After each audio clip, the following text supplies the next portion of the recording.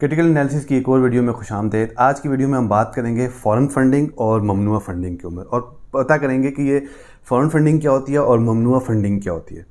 देखिए, एक एग्जांपल देता हूँ आपको, डोमेस्टिक एग्जांपल, घरेलू एग्जांपल से आपको समझाता हूँ कि फॉरेन फंडिंग या ममनुआ फंडिंग क्या होती है और ये मना क्यों है। लेट्स एग्जांपल, आप एक एग्जांपल ले लें कि आपके घर में आप दो भाई हैं और आपके वालिद साहब हैं और आपके वालिद साहब आपको एक रोज़ाना की बुनियाद पर पॉकेट मनी देते हैं जिससे आपका ख़र्चा चलता है। अच्छा, एक दिन आप अपनी ख्वाहिशात पूरी करने के लिए बाहर के बंदे से पैसे ले लेते हैं, किसी भी बुनियाद पे आप पैसे लेते हैं और अपने खर्चे शुरू कर देते हैं। तो आपके वालिद साहब ये नोट करते हैं घर में कि जितना पैसा मैं इसको देता हूँ उससे तो ये निज़ाम नहीं चलता, जो ये अपनी नई नई वीडियो गेम्स ख़रीद रहा है या नई नई चॉकलेट्स खा रहा है या अपनी नए नए जूते ख़रीद रहा है, ये मेरे दिए हुए पॉकेट मनी से तो नहीं हो सकता। तो वो क्या करते हैं कि वो आपके ख़िलाफ़ एक इन्वेस्टिगेशन करते हैं, पूरा इन्वेस्टिगेशन करते हैं कि ये पैसे इसके पास कहाँ से आ रहे हैं। और जब वो जांच पड़ताल करते हैं तो उनको पता लगता है कि बाहर का कोई आपका दोस्त आपको पैसे दे रहा है जिससे आप ये सारे काम कर रहे हैं, यानी आपको फ़ंड कर रहा है, यानी घर के बाहर से आपको फ़ॉरेन फंडिंग हो रही है। कोई बाहर का बंदा आपको पैसे दे रहा है और आप जो है अपनी ख्वाहिशात, ये ज़रूरियात पूरी कर रहे हैं। अच्छा, फिर आपके वालिद साहब आपको डांटते हैं और आपको मना करते हैं कि आपने उससे पैसे नहीं लेने या किसी से भी पैसे नहीं लेने। असल में वो वालिद साहब आपको डांटते क्यों हैं? पैसे लेना तो कोई भी बंदा आपको पैसे दे तो ये तो बहुत अच्छी बात है, आपके पास पैसे आ रहे हैं, घर में पैसे आ रहे हैं और आप ज़रूरियात पूरी कर रहे हैं। उसकी एक वजह, सबसे बड़ी बुनियादी वजह यह है कि कोई भी बंदा इस दुनिया में पैसे किसी को ऐसे देता नहीं है। कोई ना कोई काम होता है, कोई ना कोई मतलब होता है जिसकी बुनियाद पे वो बंदा आपको पैसे दे रहा है। तो अब वालिद साहब आपके ये कहते हैं कि वो मतलबी शख्स जो आपको पैसे दे रहा है वो किसी गलत काम के लिए तो पैसे नहीं दे रहा। वो जांच पड़ताल करते हैं तो पता लगता है कि कोई ऐसा गैर कानूनी या गैर अखलाकी काम था जिसकी वजह से आपको वो पैसे दे रहा है। तो वो आपको फिर मना करते हैं और कहते हैं कि आइंदा किसी से पैसे नहीं लेने, जो पैसे चाहिए वो मैं ही आपको दूंगा। तो इसी बुनियाद पे आप नेशनल लेवल पे अगर चले जाएं तो पॉलिटिकल पार्टीज़ को मना किया गया है कि वो फॉरेन फंडिंग हासिल ना करें। अभी मैंने फॉरेन फंडिंग का बोला है कि आप किसी से पैसे लें और अपनी पार्टी के निज़ाम चलाएं या पार्टी के खर्चे चलाएं, ये मना किया गया। क्यों मना किया गया? क्योंकि कोई पैसे ऐसे तो देता नहीं है। तो जब पार्टी को पैसे मिलेंगे और पार्टी उस पैसे को इस्तेमाल करके इलेक्शन कैंपेन चलाएगी और इक़्तिदार में आएगी, तो जिस बंदे ने पैसे दिए होंगे उसके लिए पार्टी कोई ना कोई काम करेगी, क्योंकि कोई ना कोई पैसे तो ऐसे कोई देता नहीं है किसी को। तो इसलिए पाकिस्तान के कानून में ये मना किया गया है, इलेक्शन कमीशन ने भी ये मना किया है कि पार्टी किसी किस्म की कोई फंडिंग नहीं लेगी। अगर फंडिंग लेगी तो बताएगी, ठीक है, और फिर वो तमाम ज़राए जिससे वो फंडिंग लेगी जो ममनुआ करार दिए गए हैं उनसे फंडिंग नहीं ली जा सकती। इसीलिए फॉरेन फंडिंग तो अलाउ है। मतलब आप देखें कि ट्विटर, अभी सोशल मीडिया पे कितने लोग जो हैं वो अपनी पोस्ट लगा रहे हैं कि हमने इमरान खान को 100 पाउंड दिए या $200 दिए या $300 दिए। वो है फॉरेन फंडिंग ही, लेकिन वो एक ले मैन दे रहा है जो कि बाहर पार्टी का वर्कर बैठा है वो पैसे दे रहा है। अब ये भी फॉरेन फंडिंग है, लेकिन ये जायज़ है क्योंकि पार्टी का वर्कर अपनी मर्ज़ी से पैसे दे रहा है, उसमें उसका कोई इंटरेस्ट नहीं है कि वो PTI की हुकूमत से कोई काम करवाएगा। लेकिन ममनुआ फंडिंग क्या होती है? ममनुआ फंडिंग ये होती है जब आप किसी कॉर्पोरेट सेक्टर से, किसी बिजनेसमैन से, किसी कॉर्पोरेट सेक्टर से, किसी फर्म से, किसी कंपनी से जो बाहर है या पाकिस्तान में भी है या बाहर है पाकिस्तान में भी है, जब आप उससे फंडिंग लेते हैं तो वो मना है पाकिस्तान के कानून में।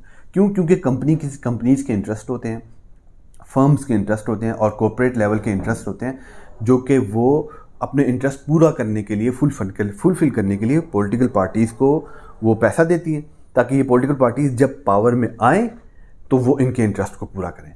इमरान खान के साथ भी ये हुआ कि इमरान खान के साथ जो ऑफशोर कंपनियां थीं या कुछ ऐसी कंपनियां थी या फर्म्स थी जो बाहर पे काम कर रही थी और जिनका पाकिस्तान के अंदर इंटरेस्ट था, उन्होंने पैसे दे दिए इमरान खान को। और बैक ऑफ द माइंड तो उनका यही है ना कि जब इमरान खान इक़्तिदार में आएगा तो हम उससे काम कराएंगे। इसके एक फेमस एग्जाम्पल थी आरिफ नकवी, जो अबराज ग्रुप का मालिक था, जो के इलेक्ट्रिक के इलेक्ट्रिक को डील करता था और के इलेक्ट्रिक को सेल करना चाहता था।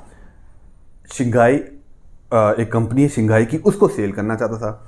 अब वो उसने उसके लिए पैसे हर पॉलिटिकल पार्टी को भी खिलाए लेकिन इमरान खान को भी खिला दिए। अब जब उसने पैसे इमरान खान को खिलाए तो इमरान खान का वो पंडोरा बॉक्स खुल गया और लोगों को पता लगा कि आरिफ नकवी ने पैसे दिए हैं। फाइनेंशियल टाइम्स के थ्रू ये पता लगा, सही है। अब चूंकि ये कॉर्पोरेट नहीं दिए थे, उसकी एक फर्म है, उसकी एक कंपनी है जिसने पैसे दिए थे, तो ये ममनुआ फंडिंग हो गई। इस तरह की कई फंडिंग्स जो हैं जो कंपनी और फर्म के थ्रू इमरान खान को मिली हैं वो हैं तो फॉरेन फंडिंग, लेकिन वो ममनूआ है। फॉरेन फंडिंग मैंने आपको बताया, फॉरेन फंडिंग में फ़र्क क्या है, मैं बाहर चला जाऊँ, मैं इमरान खान को पैसे दूँ, ये फॉरेन फंडिंग है, लेकिन ये जायज़ है क्योंकि मेरा कोई इंटरेस्ट नहीं है। लेकिन जब कंपनीज़ और कॉर्पोरेट लेवल पे आप पैसे लेंगे तो उनका इंटरेस्ट होगा, और ये इलेक्शन कमीशन ने मना किया हुआ। अब हुआ क्या कि 17 अकाउंट्स में पैसे आते थे, उसको पीटीआई ने डिसोन किया, लेकिन उनको यूज़ भी किया हुआ है इलेक्शन कमीशन के मुताबिक, जिसकी वजह से इलेक्शन कमीशन ने कह दिया कि बयान हल्फी। अब बयान हल्फी क्या था कि हर इरेगुलर इंटरवल के बाद पार्टी का हेड जो है वो एक पेपर पे साइन करता है, जिसको चार्टर्ड अकाउंटेंट्स बनाते हैं कि हमारे पास फ़ंड कहाँ से आ रहे हैं, और वो जमा होता है इलेक्शन कमीशन में। अब जब वो साइन हुआ था उसमें जो इन्फॉर्मेशन थी वो गलत थी। इमरान खान ये कह रहा है कि इमरान खान के लोग कह रहे हैं कि चूंकि चार्टर्ड अकाउंटेंट्स ने वो पेपर बनाए थे इसलिए हमें तो नहीं पता, हमने तो बस साइन कर दिया। लेकिन साइन करने वाले की जिम्मेदारी होती है कि वो जिस चीज़ पर साइन कर रहा है उसको पता हो कि वो सही है या गलत है। इस वजह से अब और इमरान खान का दूसरा पॉइंट ऑफ व्यू ये है कि मेरी ही फॉरेन फंडिंग के ऊपर सिर्फ प्रोब ना करो ना, बल्कि तमाम जो पॉलिटिकल पार्टीज़ हैं उनकी फॉरेन फंडिंग के ऊपर भी आप इन्वेस्टिगेशन करें, तो आपको पता लगेगा कि वो भी ममनुआ हैं। तो ये एक बहुत बड़ा केस पेंडोरा बॉक्स खुलने वाला आगे आने वाली सियासत में। अच्छा, फ्यूचर में इमरान खान के साथ क्या होगा? अब इलेक्शन कमीशन हुकूमत को कहेगी, हुकूमत एक रेफरेंस बनाएगी और फिर रेफरेंस बना के पीटीआई के ख़िलाफ़ कार्रवाई होगी। अब पीटीआई के ख़िलाफ़ कार्रवाई क्या हो सकती है? उसकी 3 मेन चीज़ें हैं। एक तो ये कि वो तमाम पैसे जो हैं जो ममनुआ फंडिंग है उसको ज़ब्त कर ली जाए। नंबर 2, इमरान खान का जो इलेक्शन सिंबल है पार्टी का वो ले लिया जाए। और नंबर 3, पार्टी को ही डिसॉल्व कर दिया जाए, इमरान खान को डिस्क्वालीफाई कर दिया जाए। तो ये इतना एक्सट्रीम स्टेप तो मेरे ख्याल में नहीं लिया जाएगा, लेकिन पहले 2 स्टेप्स पे काम हो सकता है कि जिसमें पैसों को ज़ब्त कर लिया जाए और जो उनका इलेक्शन सिंबल है उसको ख़त्म कर दिया जाए या उसको डिसॉल्व कर दिया जाए। तो अब फ्यूचर क्या है इमरान खान का? फ्यूचर इमरान खान का पाकिस्तान में किसी भी सियासी शख्सियत या पार्टी का फ्यूचर इस्टेब्लिशमेंट डिसाइड करती है। तो जितने क्लोज टाइज इस्टेब्लिशमेंट के इमरान खान के या इमरान खान के इस्टेब्लिशमेंट के साथ होंगे, इमरान खान का मुस्तकबिल उतना ही ज़्यादा, जिसे कहते हैं, एक रोशन होगा। तो अभी सुनने में ये आ रहा है आजकल के इमरान खान के इस्टेब्लिशमेंट के साथ ताल्लुकात जो हैं, डील बन रही है और पाकिस्तान जो है वो नेक्स्ट इलेक्शंस की तरफ जा रहा है। लेकिन देखें, पीडीएम भी अपनी तरफ खड़ी है, इमरान खान भी अपनी तरफ खड़ी है। इमरान खान के साथ लोगों की सपोर्ट है, जिसकी वजह से इस्टेब्लिशमेंट को इमरान खान के साथ कोई ना कोई डील करनी पड़ रही है। लेकिन ये फॉरेन फंडिंग केस का जहाँ तक मामला है, मेरे ख्याल में इमरान खान जो हैं वो इससे बच निकलेंगे।